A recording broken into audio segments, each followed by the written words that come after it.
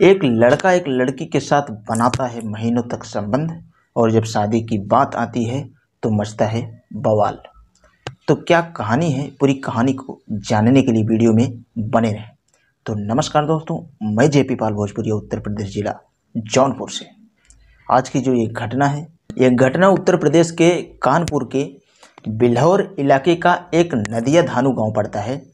नदिया धानु गांव के अंदर रामदयाल गौतम नाम का एक शख्स रहा करता है।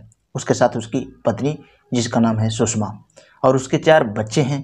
सबसे बड़ा बेटा है सर्वेश। सर्वेश की मदर डेयरी की दुकान है और उससे छोटा बेटा दुर्गेश और बड़ी बेटी राधा जो कि 19 साल के आसपास है और छोटी जिसका नाम सुधा है जो कि हाई स्कूल की छात्रा थी। जो 19 साल की राधा है उसको घर वाले पढ़ा लिखा कर बड़ा अफसर बनाना चाहते थे, लेकिन उसका दिमाग पढ़ाई में नहीं चला तो उसकी पढ़ाई छुड़वा दी जाती है और फिलहाल राधा अपने घर पर ही रहने लगती है।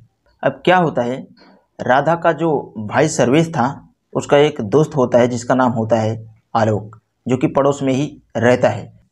और आलोक अपने दोस्त सर्वेश से मिलने के लिए उनके घर पे बचपन से ही आया करता है। अब धीरे धीरे बचपन से जब आया करता है तो सभी बच्चे जवान हो रहे होते हैं और जवानी इतनी आ जाती है आलोक को कि वह अपने ही दोस्त सर्वेश की बहन से प्यार कर लेता है। दोस्तों, अब यहाँ पे क्या होता है, अब दिन में कई बार आलोक के घर पे आता और राधा को एकटक देखता रहता है। राधा भी उसकी तरफ देखती रहती है, लेकिन कुछ दिन जब गुजरते हैं, अब यहाँ पर राधा को आलोक प्रपोज कर देता है और कहता है कि मुझे तुम बहुत अच्छी लगती हो, मैं तुमसे प्यार करता हूँ। यह बात राधा जैसे ही सुनती है तो वह हंस करके नीचे मुड़ी कर लेती है और वहाँ से भाग जाती है। आलोक समझता है कि शायद यह रूठ गई है। उसके बाद वह अपने घर चला जाता है। फिर दूसरे दिन आता है, फिर दूसरे दिन का सिलसिला सेम ऐसा ही होता है और एक दिन वो आ ही जाता है। जब एक दिन ये दोनों मोबाइल नंबर ले लेते हैं और बातचीत करना शुरू कर देते हैं। और जो उसका बड़ा भाई आलोक था उसको घर पे बार बार आता हुआ देखता था, लेकिन उसको कोई भी शक नहीं था क्योंकि वह बचपन से ही आया करता है। अब धीरे धीरे समय गुजरता है, पड़ोसियों को शक होने लगता है। जब कुछ भी ऐसा बात होता है तो सबसे पहले पड़ोसियों को ही पता चलता है। ऐसा ही यहाँ पर भी होता है। अब जो पड़ोसी होते हैं वह राधा के पिता रामदयाल को पूरी बात बता देते हैं, तुम्हारी बेटी के साथ किसी दूसरे का अवैध संबंध चल रहा है। वह कहता है कि नहीं, वह मेरे बच्चे के समान है, वह तो बचपन से ही आता है, ऐसा कुछ भी नहीं है। लेकिन वह राधा से पूछता है कि क्या यह सही बात है। वो बोलती है कि हाँ बाबूजी, यह सही बात है, मैं उससे प्यार करती हूँ, उसी से शादी करना चाहती हूँ।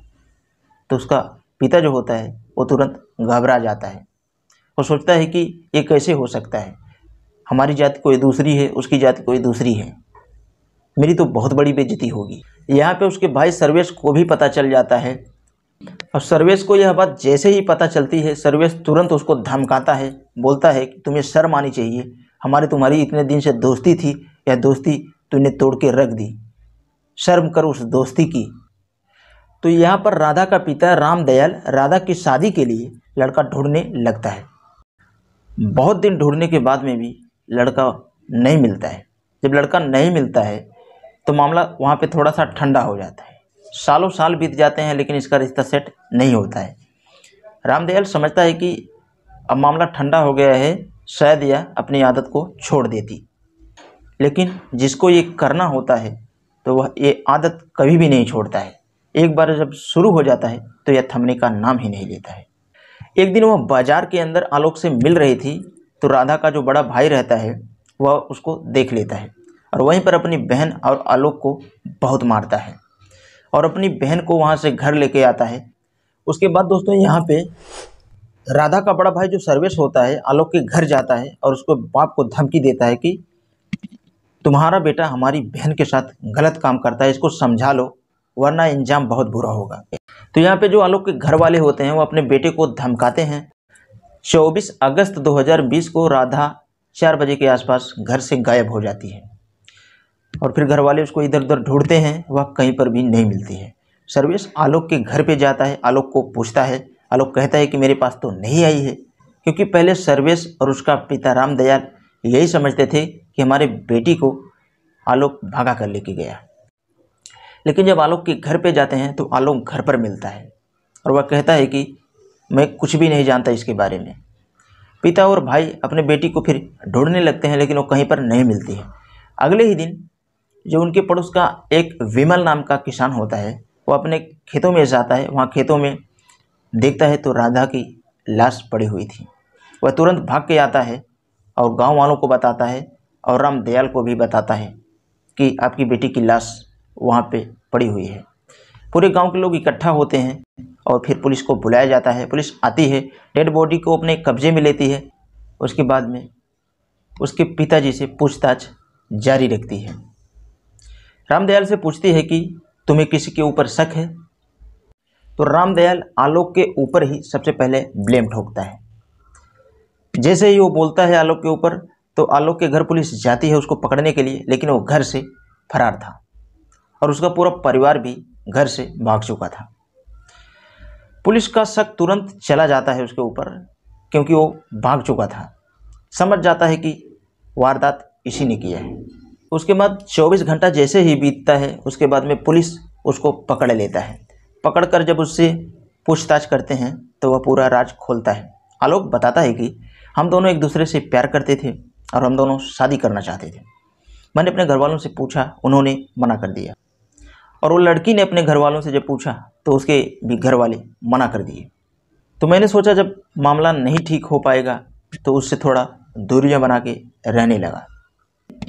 मैं सोचा कि जब हमारा मिलना हो ही नहीं सकता तो क्या फ़ायदा ऐसे प्रेम प्रसंग का। लेकिन राधा के ऊपर से ये जुनून उतरा नहीं था। राधा बार बार कहती कि मुझसे शादी कर लो और हम दोनों लोग भाग चलते हैं। अब यहाँ पे वह कहता है कि मैंने बिल्कुल ही मना कर दिया था राधा से कि मैं तुम्हारे साथ शादी नहीं कर सकता। लेकिन दोस्तों, राधा बार बार उससे कहती है कि तुम्हें मुझसे शादी करनी होगी। अगर तुम मेरे साथ शादी नहीं करोगे तो मैं पुलिस थाने में जाकर तुम्हारे खिलाफ दुष्कर्म का मामला दर्ज करवाऊंगी। इसने मेरी इज्जत लूटी है। यह बात जैसे ही आलोक सुनता है तो उसके पाँव के नीचे से ज़मीन खिसक जाती है। वो सोचता है कि ये तो अब ज़िंदगी और मौत का सवाल है। मैं तो ज़िंदगी भर जेल में ही पड़ा रहूँगा अगर यह जाके शिकायत दर्ज करवा दी तो यह कहानी वह जाके अपने दोस्त छोटू को जैसे ही पूरी बताता है तो उसका दोस्त छोटू उसको राय देता है यह मामला क्लियर करने के लिए उसे रास्ते से हटाना होगा। तो दोनों आलोक और उसका दोस्त छोटू खेत पर चले जाते हैं और वहाँ पर राधा को आलोक मिलने के लिए बुलाता है कि तुम यहाँ पे आ जाओ और मैं तुमसे कुछ बातें करना चाहता हूँ। तो राधा चुपके से शाम को 4 बजे के आसपास खेतों की तरफ जाती है और वहाँ जाकर फिर से आलोक कहता है कि तुम्हारी मेरी शादी नहीं हो सकती है, तुम मान जाओ। लेकिन राधा अभी भी टिकी हुई थी।